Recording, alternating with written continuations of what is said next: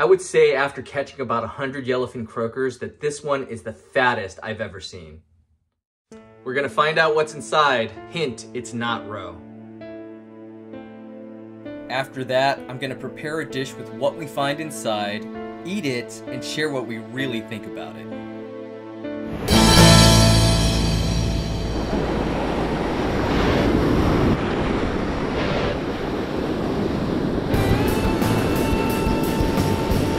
Fish on. Jeez, took long enough.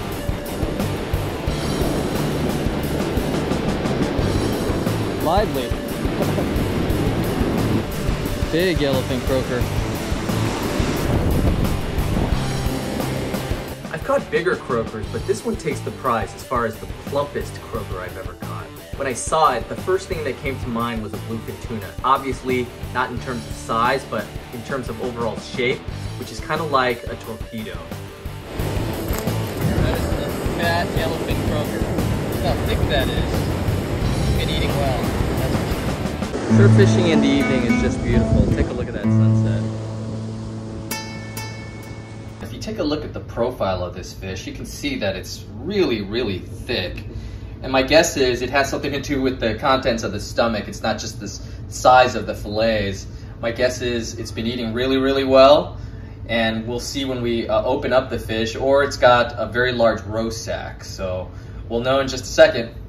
Let's find out.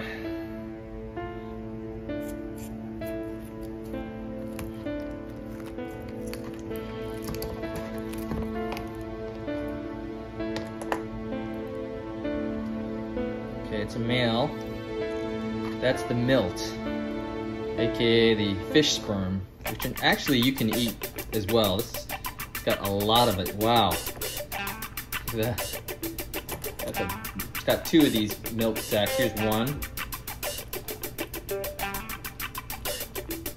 Whoa. And here's the other one. So you can actually eat these. So we'll prepare something with these later. I've never caught a fish where there was this much milt inside of it. Today we're going to be trying the milt, aka sperm sacs from the yellowfin croaker that I caught. Should be good. So fish milt is considered a delicacy in many countries, certainly in Japan. Let me know in the comments if you know of any other countries that eat this delicacy and how they prepare it. I'm curious. First we're going to salt the milt and cook it in a pan with butter. So my plan is to serve this over crunchy grilled toast alongside some other toppings. I'm only buttering one side and placing the unbuttered side down first. Looks like it's time to flip the milt. And yeah, something about that just sounds wrong. Next we're gonna finely chop up some dill. Then do the same thing with some red onion. Alright, it looks like the milt is done. Sorry, but when am I gonna have the chance to use this music again?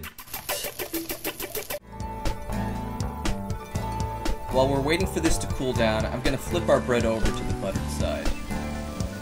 Toast is done, nice and crunchy. The milt is cooled off a little, so we're gonna slice it into pieces. Next, we're gonna spread a little sour cream on the toast and put a few capers on. Sprinkle a little red onion. And lastly, we're gonna sprinkle a little dill and give it a squeeze of lemon.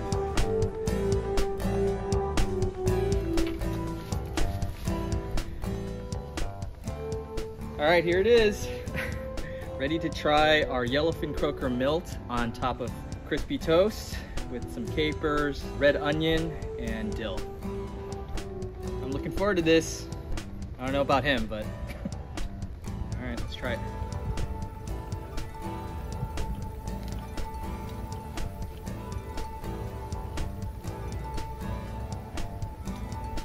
I think that's pretty good. What do you think? It's okay, or? It's good. I didn't pay him to say that. Wait, did he? It's kind of actually a very neutral taste. It doesn't taste too fishy.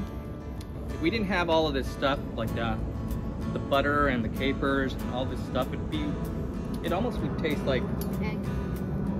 Yeah, like maybe, yeah, or kind of like a very firm yogurt. but when you add all this other stuff, it's pretty good. So glad we did it though. So anyways, I think you guys should try it. It's not really like a fear factor food or bizarre foods like that. It actually has, again, like I mentioned, very neutral flavor. And if you prepare it with all this other stuff, it's pretty good. It's certainly good for a nice snack before you like dig into the fillets of the fish.